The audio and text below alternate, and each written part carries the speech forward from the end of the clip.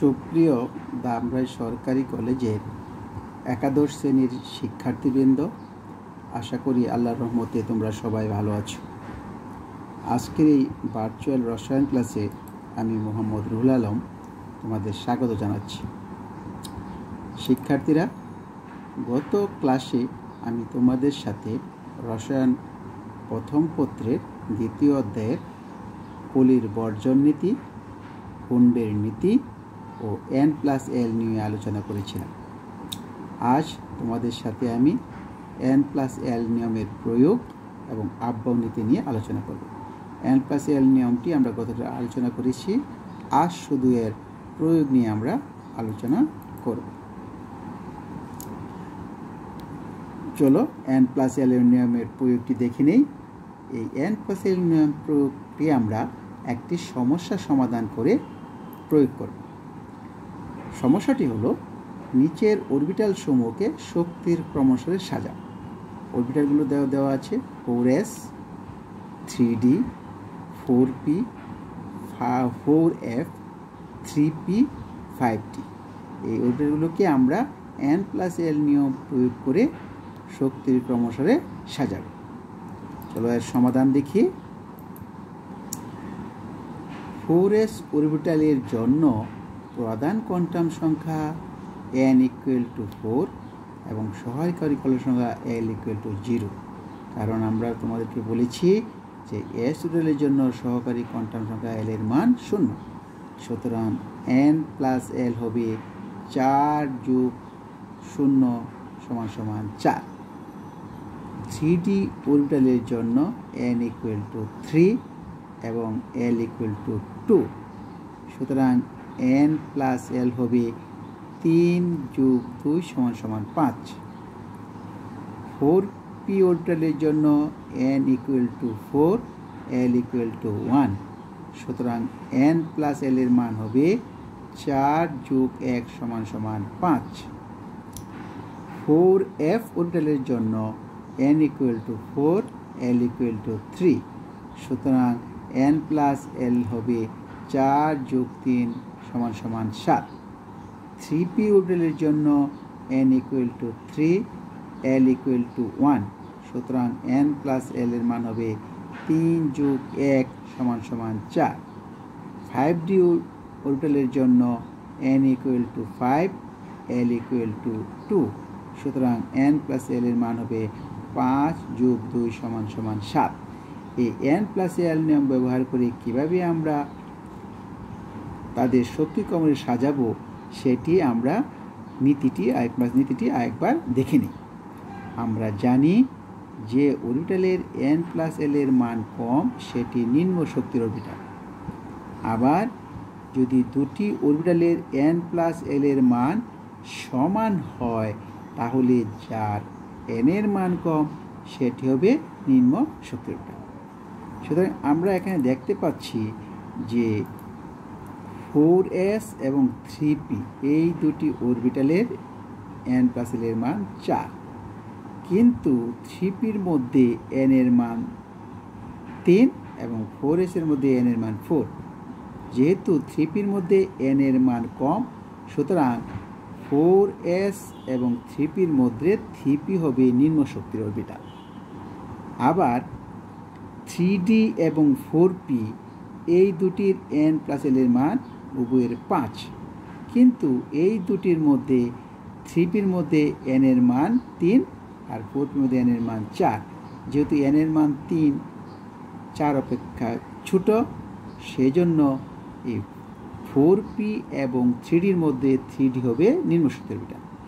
আবার লক্ষ্য করো, 4f এবং 5d উভয়ের N+L এর মান 7, কিন্তু 4f এর মধ্যে N+L এর মান 5d অপেক্ষা কম, কারণ এখানে 4 এখানে 5। সুতরাং 5d অপেক্ষা 4f নিম্ন শক্তি। তাহলে এই 6টি অরবিটালকে যদি আমরা শক্তির ক্রমানুসারে সাজাই তাহলে দাঁড়াবে 3p < 4s < 3d < 4p < 4f less than 5t, অর্থাৎ এই 6টি হলো সবচেয়ে শক্তি কম হলো 3pর এবং সবচেয়ে বেশি শক্তি হলো 5t। শিক্ষার্থীরা, এবার চলো আমরা পরবর্তী যে নীতি আফবাও নীতি সেটি নিয়ে আলোচনা করি। আফবাও নীতিটি হলো পরমাণুতে ইলেকট্রন সমূহ বিভিন্ন অরবিটালে তাদের শক্তির উচ্চক্রম অনুসারে প্রবেশ করে। উচ্চক্রম অর্থাৎ পরমাণুতে ইলেকট্রন সমূহ প্রথমে নিম্ন শক্তির অরবিটালে ও পরে ক্রমান্বয়ে উচ্চ শক্তির অরবিটালে প্রবেশ করে। অর্থাৎ উচ্চক্রম হলো কম থেকে বেশি, ইয়াই হলো আফবাও নীতি। এই আফবাও নীতি অনুসারে পরমাণুর ইলেকট্রন বিন্যাস করা হয় এবং পরমাণুর বিভিন্ন অরবিটালে ইলেকট্রন প্রবেশ করে।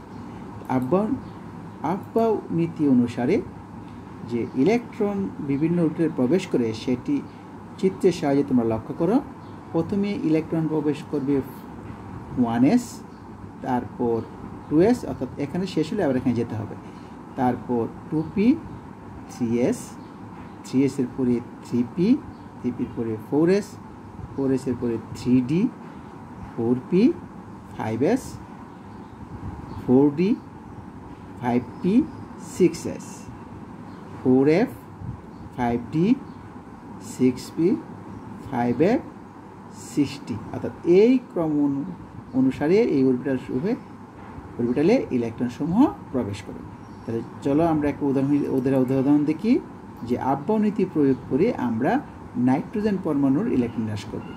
আমরা জানি নাইট্রোজেনের পারমাণবিক সংখ্যা 7, সুতরাং এই 7টি ইলেকট্রন প্রথম 1s অরবিটালে প্রবেশ করবে 2টি, 2s এ 2টি, 7টির মধ্যে চলে গেল 4টি, রইল 3টি।